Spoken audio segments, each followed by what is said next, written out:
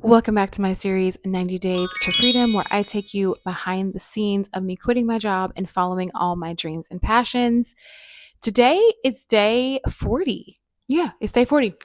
And today I wanted to talk about just something a little bit different. It is a reflection, but it's from a book that I am reading. It was actually recommended to me by one of my subscribers on YouTube, the same one that is also going on a similar journey. And so we've kind of connected over that. And the book that she recommended was The Big Leap by Gay Hendricks. And I'll put a screenshot up here. I'm listening to the Audible version. And this chapter, he talks about time, his idea, his concept of time. He calls it Einstein time. And some of the big reflections that I got from it, I wrote them down so that I wouldn't forget. The first one is you'll never have enough time to do all the things you really don't want to do. Another thing is this idea that we see time as scarce.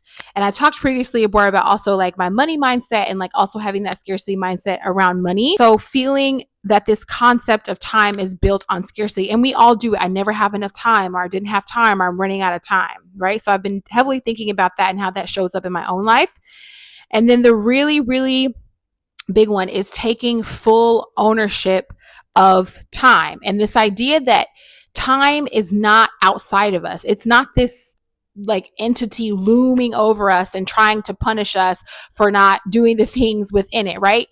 Time comes from within us. And it kind of sounds like a crazy concept, but the way that I understand him saying it is, again, it's not outside of us, right? Time, you are the creator of your time. You know what time you got to get up. You know what time you got to get to work. You know how much time certain things take. And not to say that you should try to push it or rush or do any of that, but this idea that we're almost being punished by time really clicks something in my brain. I think I do that to myself often. And even before I read this chapter, which I read it this morning, yesterday was one of my best days. And I said that when I did the whole grateful reflection, and I didn't realize it then, but part of that was because I was so aware and intentional with my time. I got up and made sure I left hard stop to make it to my aero class on time, because I'm always like 7 minutes late. And I feel like when you're late like that, it's such a stupid amount of time to be late, because you could have just been on time. Like, why are you 7 minutes late? You could have been on time. So, and then coming back home, right? I got in the shower. I meal prepped quickly. Like, I didn't dilly dally. I didn't waste time. I did my French class.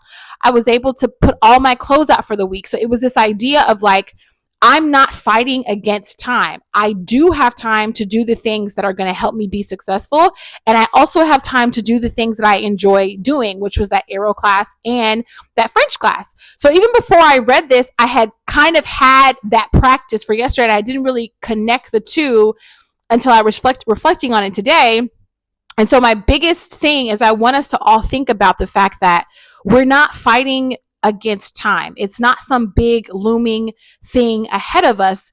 We're kind of one with the time. You can create the time. It comes from you. You're the source of the time. And one of the questions he asks at the end that I want to ask myself and also to you guys is, where in my life am I not taking ownership? And that relates to time, because I can say, I don't have enough time to study for my French. That relieves me from ever having to do it. And that puts the focus on, time again, as if time is something outside of me that I have to grab, right? Same thing with, I've been really good with my meal prep and going to the gym. I could easily say, I don't have enough time. Again, placing it outside instead of taking full ownership for the idea that I'm not doing what I said that I was going to do. Same thing with my businesses and my dreams and my creative ideas. I've said this in other videos. These are not new things that have come up. I have tried to put these things in place before. And again, the number one thing is I don't have time. And that removes me from having that full ownership from it again. So I know it was kind of rambly today, but it just got me really thinking about time and what role that plays in the things that we want to do, the things that we make time for, how we accomplish our goals and dreams, and that time is not outside of us. So I'm posing the question to you again. Where in your life are you not taking full ownership? See you tomorrow.